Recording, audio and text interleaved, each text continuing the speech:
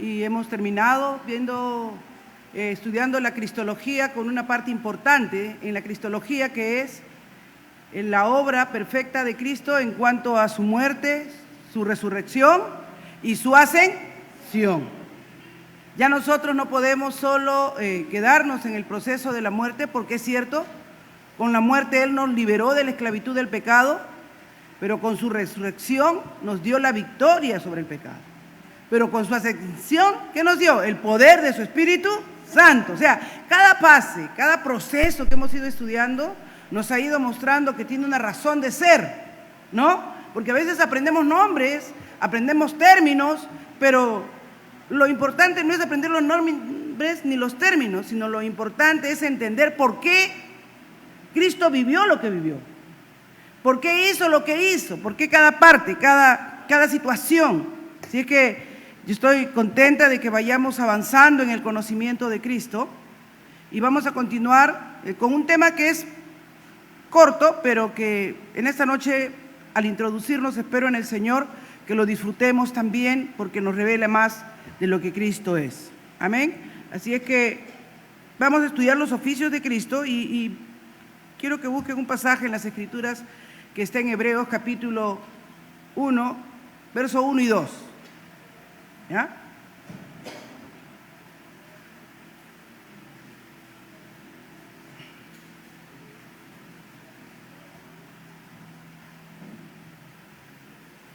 Dice la palabra del Señor, en el nombre del Padre, del Hijo y de su Santo Espíritu. Dios, habiendo hablado muchas veces y de muchas maneras, en otro tiempo, a los padres por los profetas, en estos postreros días nos ha hablado por el Hijo, a quien constituyó heredero de todo y por quien asimismo hizo el universo. Padre, estamos en esta noche aquí, delante de tu presencia, Señor, seguro de que tú estás obrando, seguro de que tú estás ministrando, seguro de que tú estás haciendo las cosas conforme a tu voluntad. Estamos consolados, Señor. Han sido días que no han sido fáciles. Hoy hemos enterrado a alguien muy querido, Señor, para nosotros, pero sabemos que es solo el cuerpo que vuelve el polvo al polvo, pero el Espíritu vuelve a quien se lo dio. Así es que sabemos que está a tu lado, está tu presencia, y nosotros nos regocijamos, Señor, porque aceptamos tu voluntad. Háblanos, Señor. Dispón nuestra mente, nuestros corazones a cada día conocerte más, a que no sepamos de ti, sino que te conozcamos realmente, Señor. Y al conocerte nos deleitemos en tu presencia. En el nombre de Jesús. Amén, amén y amén. Tomen asiento, mis amados. Decidí considerar ese pasaje porque vamos a estudiar en esta noche, ¿no?, los oficios de Cristo. ¿Cuáles son los oficios de Cristo?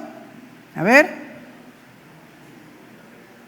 ¿Cuáles son los oficios de Cristo? No hagan que me... Muy bien, el sacerdocio. Y hermano John, no les ayude, yo sé que usted sabe, ya. Ahora que otro me diga otro más. ¿Qué otro oficio tiene Cristo? Muy bien. ¿Qué otro más? Muy bien, Rey. Te han dado la mano ahí los maestros, han ayudado a sus alumnos. Muy bien. Entonces, los oficios de Cristo. Cuando nosotros vemos y estudiamos al pueblo de Israel, lo vemos en toda la etapa de su desarrollo, de su desenvolvimiento, con tres funciones importantes que debían haber en el pueblo de Israel. El primer oficio importante fue el que desarrolló Moisés. ¿Cuál fue? El de profeta. ¿Por qué se tornó en ser un oficio importantísimo para el pueblo de Dios? Porque el rol del profeta, ¿cuál era? Comunicar, ¿qué cosa? Lo que Dios decía al pueblo. ¿Recuerdan? El pueblo siempre temía acercarse a Dios porque su ser sentía la santidad de Dios y ellos sentían que iban a morir si se acercaban. ¿Se acuerdan cuando estaban ahí cerca al monte, inclusive al Sinaí? Dice, sube tú y tú habla y nosotros acá, tú bajas y nos dices y nosotros obedecemos, ¿no? ¿Por qué? Porque había ese temor por la santidad de Dios. El pecado, hermanos, rompió nuestra relación y nuestra comunión con Dios. Y para acercarse a Dios, Él tiene que hacer un proceso de purificación en nuestras vidas. Y así lo hizo aún con la vida de Moisés.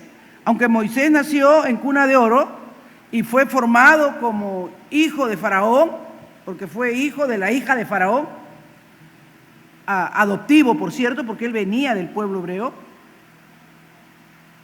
Dios tenía un plan y un propósito en la vida con eso que él aprendió a ser gobernante, aprender la administración de una nación, porque Dios iba a usarlo como un instrumento para sacar a un pueblo ahora. Porque le voy a hacer la historia corta, porque supone que ustedes saben Biblia. Cuando Abraham baja, ¿verdad?, a Egipto por medio de Jacob, que era descendiente de Abraham, no baja un pueblo, no baja una nación, baja una familia. ¿Recuerdan? ¿Qué familia baja? Jacob con sus 12 hijos. Uno de ellos había sido tomado, que era José, ¿no es cierto?, que vivió entre los egipcios, y que el don que Dios le regaló a José, ¿cuál era? A ver. Ya, interpretaba los sueños, sí, fue un don también, pero uno muy, muy importante tuvo él. Temeroso de Dios, eso era parte de su carácter. ¿Qué más? Muy bien, él era un buen administrador, él era muy servicial y cuando servía lo hacía muy bien. Y cuando Faraón tiene el problema de que va a tener años de abundancia y años de escasez, lo primero que él hace, gratuitamente, ¿no?, con un desinterés transparente, porque él podía decir, acá le digo, yo tengo la solución a tu problema, ¿no? Estás en una crisis grave, yo soy el gurú que va a solucionar tu nación. No, él le dijo, mira, Faraón, y se dirigió con todo respeto que se merecía el Faraón, y le dijo, haz esto, nombra a alguien que sepa recolectar en el tiempo de abundancia, para que luego en el tiempo de escasez, ¿no?, eso se pueda dar dosificado y la gente no muera, no perezca. Y él lo dijo de una manera tan sencilla, tan natural, porque era un don. La administración, el servicio, no lo es cualquiera. Hoy en día es una carrera universitaria y no todos son buenos administradores, así como no todos son buenos economistas, así como no todos son buenos doctores. Pero cuando tú encuentras a alguien que es un verdadero administrador, has encontrado una joya. Esa persona en el mercado laboral es cotizadísima, vale su peso en oro. Y así valía José, ¿no? Tremendo. Entonces, cuando José manda a traer su familia, que es Jacob con sus hijos, vienen y los ocupan en la tierra de Gosén. Pero luego muere José, se olvidan de quién era ya José, los egipcios ven que los israelitas se han multiplicado en Egipto, y bueno, les hago la historia corta. Se hacen tan numerosos que hasta Faraón quería que cuando nacieran los hijos varones los mataran.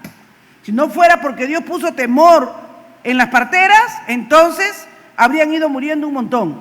Por eso es que Moisés, ¿qué significa Moisés? A ver, salvado de las aguas. Su mamá lo metió en una canastilla y lo hizo flotar en el río Nilo, y por ahí estaba bañándose la hija de Faraón, que no tenía hijos, lo vio. ¿Quién le conmovió el corazón? Dios, y lo prohijó, lo adoptó como hijo. Entonces, Moisés vivió en Egipto para aprender administración. Pero ¿quién había sido el padre de la administración en Egipto? José. Él había sido el padre de la administración. Entonces Dios lo deja ahí 40 años para que aprenda administración, Moisés. De una vez que aprende eso, no estaba preparado para servir a Dios. A veces nosotros pensamos que cuando ya tenemos una habilidad o un talento, ya yo mismo soy para servir. No, hermanos. Con todo respeto, la profesión que tengas, la doblas así como un pañuelito y la guardas. Porque para servir a Dios hay que estar preparados y formados por Dios. Y Dios no te forma en la universidad católica, no. Dios te forma en la universidad del desierto, de la aflicción, de la prueba, de la lucha. ¿Y a dónde se lo lleva a Moisés para que después de que aprendió administración, aprenda a escuchar la voz de Dios? Al desierto. ¿En dónde estás tu hermano? ¿Estás en la católica o estás en el desierto? No sé dónde estés, pero de que si vas a ser un siervo de Dios, tienes que pasar todas esas escuelas. Y Moisés, cuando pasó sus 40 años en el desierto y ya Dios lo podía usar porque ya había aprendido a ser manso y humilde, ya se le había quitado la soberbia de que él era hijo de Faraón, de que parece que él era un hombre al principio muy fuerte, muy habilidoso, ¿no? Porque cuando ve cómo están maltratando al pueblo de Dios, él agarra y con sus manos mata al egipcio, queriendo hacer las cosas con sus propias fuerzas. Y entonces Dios dice, no, tú sabes mucho de administración y muchas de las cosas que debías haber aprendido aquí, pero lo que no sabes es que no es con espada, no es con ejército, sino con mi espíritu. Tienes que aprender a tener un corazón humilde, un corazón dócil, un corazón servicial, y ahí yo te voy a llevar donde lo vas a aprender, y se lo llevó al desierto. Entonces, cuando ya está en el desierto 40 años y ya aprendió Moisés a andar cabeza agacha, se le aparece el Señor en una zarza y le dice, Moisés. Y él, ¿de dónde sale esa voz? El Señor lo llama a una vida de servicio y le dice, quítate las sandalias de tus pies porque el lugar en que estás es santo. Entonces, nuestro Dios es un Dios santo.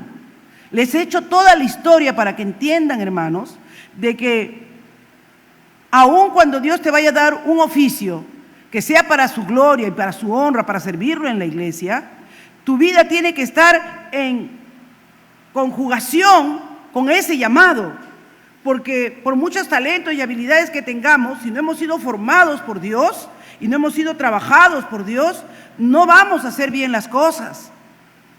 Y el Señor habló con Moisés y lo preparó a Moisés porque él iba a ser un instrumento en las manos de Dios. ¿Para qué? Para que el pueblo comience a conocer a Dios. Dios levantó un gran profeta que se llamó Moisés y Dios se reveló a Moisés a través de los 10 mandamientos. Así es que una de las cosas por las cuales Moisés era venerado, admirado por el pueblo de Israel, fue porque fue un poderoso gobernante, un hombre claro, con una visión grande para conducir una nación, supo administrativamente organizarlos para poder sacarlos de Egipto, salir como todo un cuerpo y una estructura militar y salir fuera de la posición en que estaban, pero al mismo tiempo, él entendió que la convivencia y la vida que tenían que llevar ahí no era fácil porque estaban llenos de Egipto en su cabeza, de sus formas de pensar, de su manera de hacer, de su manera de actuar. Recuerdan que a los meses nomás que se habían salido estaban diciendo, ay, mejor estábamos en Egipto, ahí comíamos con aderecito, con ajito, con cebollita, acá estamos comiendo ese maná que ni sabor tiene seguramente. ¿Cuántos todavía están en Egipto y su corazón es así? ¿Cuántos todavía tienen la mente de Egipto? Cuidado, hermanos. El rol principal de Moisés entonces fue sacar Egipto del corazón del pueblo de Israel para poner, ¿qué cosa? Sus leyes y sus mandamientos, para poner, amarás a tu prójimo como a ti mismo. Cuando coseches la tierra no serás mezquino, dejarás para el pobre, para el que necesite, no matarás, no codiciarás. Honrarás a tu padre y a tu madre, a Dios le darás el primer lugar, honrarás todas las fiestas que yo te he dado, celebrarás la Pascua. Ve todo lo que le dio el Señor para revelarse, para mostrarse cómo Él era y qué esperaba de ese pueblo. Igual, hermanos, cuando viene Cristo, Dios no abroga la ley, sino por lo contrario. Cristo era ese profeta que Dios iba a levantar después de Moisés, que sería mayor que Moisés. En Deuteronomio, por favor, vayamos a Deuteronomio, capítulo 18, verso 15. Dice la palabra del Señor: un profeta de en medio de ti, de tus hermanos, eso le está diciendo Moisés en Deuteronomio, un profeta de en medio de ti, de tus hermanos, como yo, te levantará el Señor tu Dios y a Él oirás. Entonces le está hablando Moisés al pueblo de Israel y les está diciendo, así como yo hoy les hablo, hoy les traigo los 10 mandamientos y les enseño cómo deben andar y cómo deben caminar en la presencia del Señor, así Dios levantará uno después de mí que también les hablará de parte de Dios. Esto es conforme a todo lo que pedisteis al Señor tu Dios en Horeb, el día de la asamblea, diciendo, no vuelva yo a oír voz del Señor mi Dios.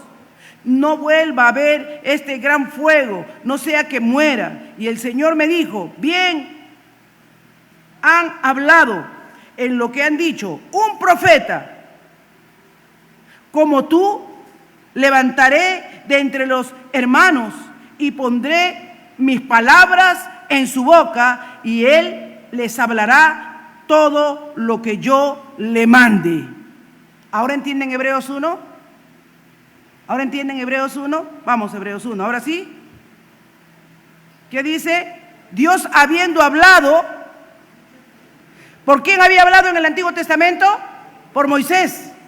Había hablado por muchos otros profetas. Ahora, y habló de muchas formas y de muchas maneras. ¿Por qué Dios tuvo que buscar muchas formas y muchas maneras de hablar? Porque eran igualitos que nosotros, hermanos. Igualitos que nosotros.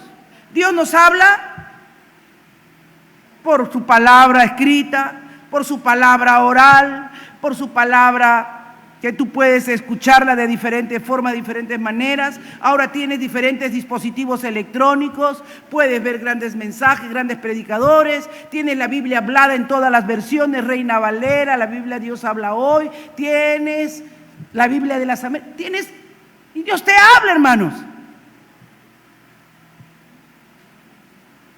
¿Escuchas la voz de Dios cuando Él te habla? ¿Lo escuchas realmente? Ojalá que Dios no nos tenga que decir, si oyeres hoy su voz, no endurezcáis vuestros corazones como lo hicieron en Meriba y Basach. Porque, hermano, cuando tú verdaderamente escuchas la voz de Dios, tienes que tener una actitud totalmente diferente. Ya no hay otra forma en que Dios te pueda hablar. Ahora nos ha hablado por el Hijo. Nos ha hablado por medio de Jesucristo. Él es el único modelo. Él es el que cumplió y el que siempre ha oído al Padre. Y ha hecho todo lo que al Padre le agrada. Es el único sobre el cual vemos que cuando cumplió el tiempo señalado para que inicie el ministerio, vino al Jordán a bautizarse y el Señor pudo abrir los cielos y decir, este es mi Hijo amado y en Él me complazco. Y el anhelo de nuestro corazón y el deseo de nuestro corazón debería ser el mismo. Que cuando Dios vea nuestra vida, nuestra conducta, nuestra actitud, el Señor puede decir, este es mi Hijo y en Él me complazco. Porque no solamente escucha mi voz, sino que me conoce. El deseo de habernos acercado a su Hijo es para abrir un camino nuevo y vivo donde no solamente sepamos de Dios, sino que conozcamos a Dios. No solo saber de Dios, sino que conozcamos a Dios. Yo conozco muchas personas que saben de Dios, pero no conocen a Dios. Porque no hay temor en sus corazones, no hay una búsqueda sincera, no hay una búsqueda genuina. Después de que están aquí en el culto, si salen, viven como paganos, como mundanos. Nunca hay una conversación de edificación, de aliento, de meditación. Si tienes un novio, una novia, ¿cuántas veces tu novio te dice, a ver si estudiamos los dos un capítulo de la Biblia juntos para ver qué nos habla el Señor? ¿Alguna vez lo he hecho? No es como cualquier carnal que guarda la Biblia bajo el brazo y se van a la cafetería, ahí a Javis, a cualquier sitio. Pero no es a buscar más de Dios. Dios se va a cansar de hablarte, ¿sabes? Si no escuchas, Dios se va a cansar de hablarte. Terrible cosa es caer en manos de un Dios vivo. Te lo digo yo, que traigo 6 operaciones en mi cuerpo. Terrible cosa es caer en manos de un Dios vivo. Dios sigue hablando, sigue insistiendo, sigue diciéndonos. Dios nos ha levantado un mayor profeta que Moisés y ese es Jesucristo. Todas las escrituras señalan que ese mayor profeta que vendría es Cristo. Y lo vamos a ver por las escrituras. Dice la palabra del Señor, amén, que Jesús fue identificado como profeta. Si ustedes ven ahí en Mateo 16:14,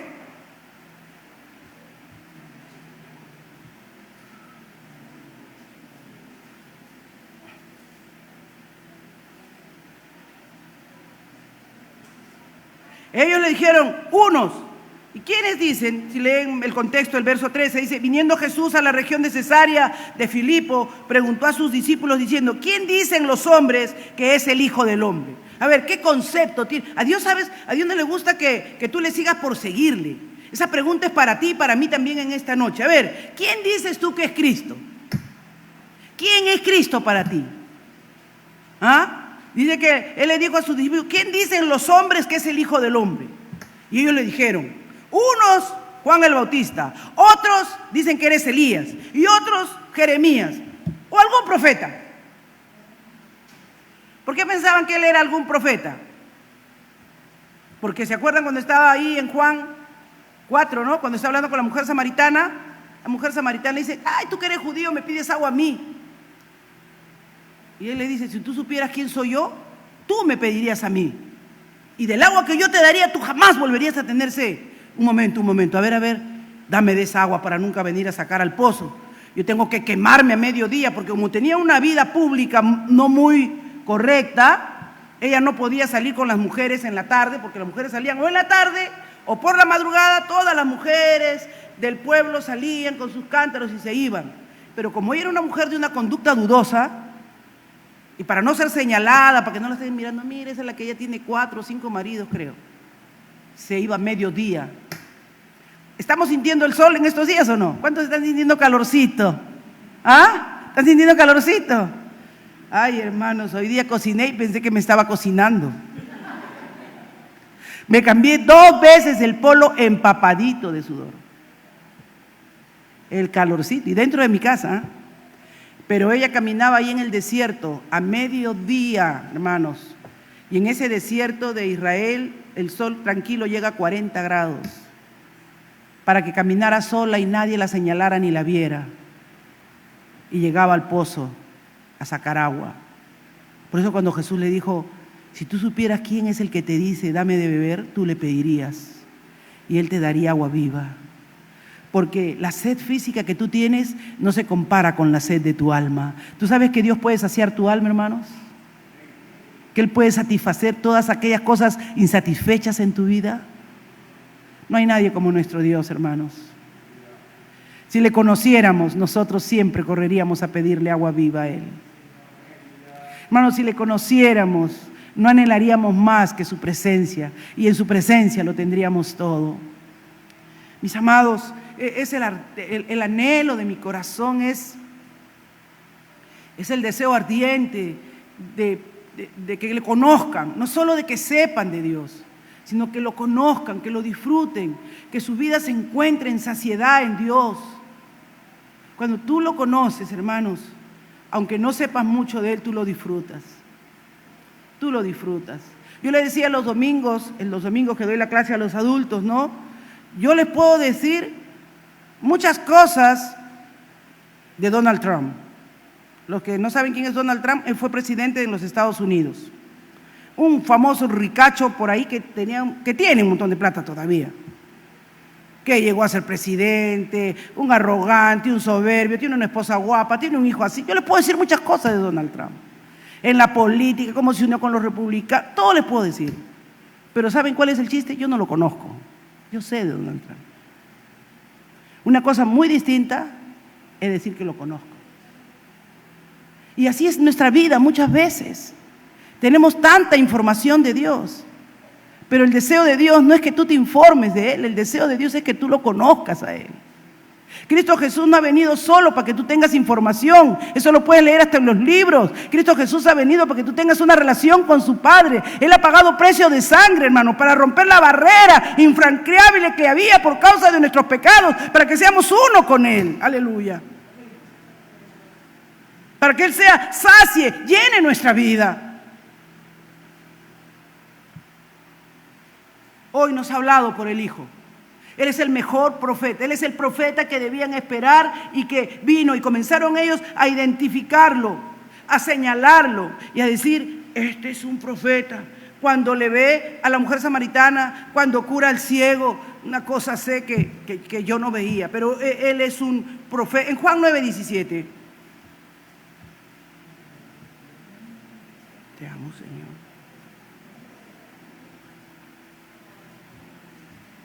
Entonces volvieron a decirle al ciego: ¿qué dices tú del que te abrió los ojos?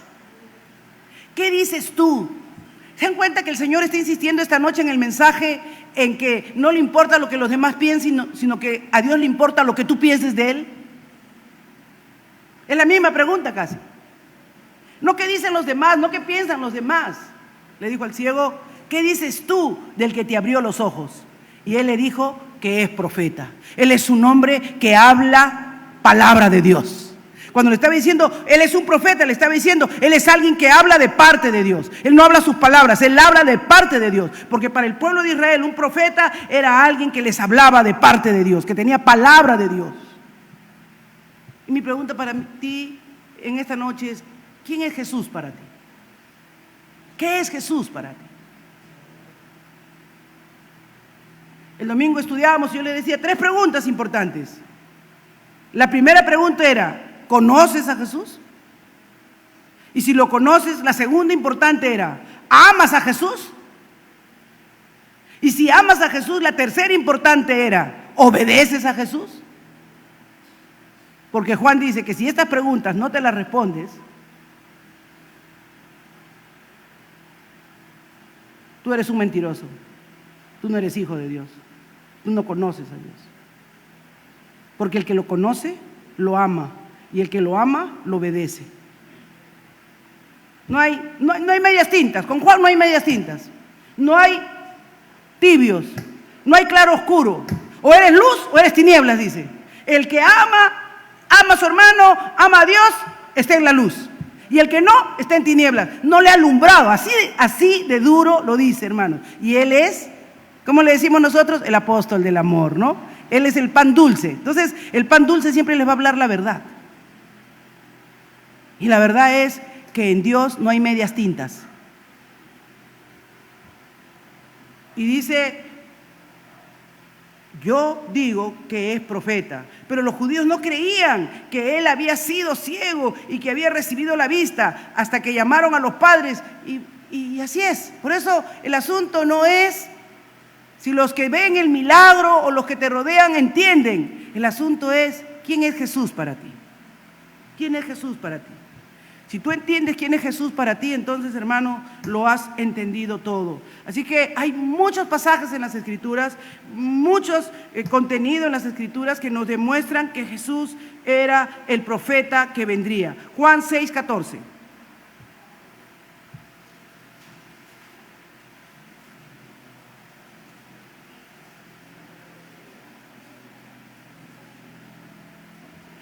Aquellos hombres entonces, viendo la señal que Jesús había hecho, dijeron: este verdaderamente es el profeta que había de venir al mundo. Enviaré un profeta como tú, que vendrá a tus hermanos y él les hablará. Jesús es el profeta que había de venir. Este verdaderamente es el que había de venir. Así que no debe haber duda en nosotros que toda la palabra de Cristo, que todas las enseñanzas de Cristo vienen de Dios. Que Dios nos habló de muchas formas, de muchas maneras. Tenemos las historias de Elías, tenemos las historias de Moisés, tenemos el libro de Jeremías, tenemos Ezequiel y tenemos las profecías de ellos. Pero Cristo Jesús nos ha revelado al Padre. Si tienes a Cristo, tú debes conocer a Dios. Si tú lo has recibido y has dejado que Él se establezca en tu corazón, el mayor anhelo y el mayor deseo de Dios es que Dios sea revelado a tu vida. Amén, hermanos. Es lo más importante. Jesús es el Moisés, el que predijo Moisés. Jesús es el que dijeron que Él había de venir. En Hechos 3, 22, 24...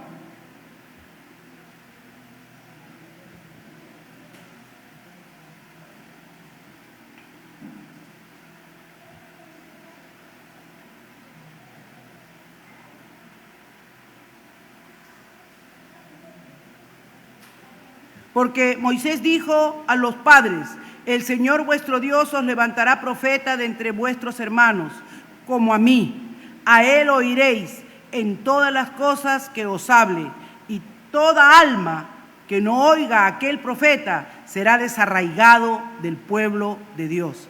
Hermanos, cada palabra de Cristo, cada enseñanza de Cristo, de verdad debe ser un alimento sólido, debe ser valorado y aplicado a nuestra vida para ser vivido. No te conformes, no te sientas mal en esta noche. A lo contrario, siéntese gozoso, porque si eres hijo y la palabra te está incomodando, es porque eres hijo. Hay algunos hermanos que pueden escuchar este mensaje 20,000 veces, pero nada les mueve. No le han conocido, no les ha sido alumbrado. Pero cuando tú escuchas un mensaje y ese mensaje te mueve y tú dices, ¡ay, qué fuerte! La hermana está fuerte. No, eres hijo de Dios. Dios te está hablando, eres su hijo. Dios quiere sacudir el polvo de tu vida. Dios quiere decirte, yo estoy a la puerta ahí, tocándote porque eres mío. Quiero revelarme a tu vida, quiero entrar, ministrar, guiarte, orientarte, usarte para mi gloria. Dios no ha venido para que seamos personas que calentamos un asiento. Tu vida y mi vida tienen que ser útiles en las manos de Dios. Amén. Tu vida y mi vida tienen que ser útiles en las manos de Dios. Tal vez no seas un predicador, o tal vez no seas una misionera en el África o en la China.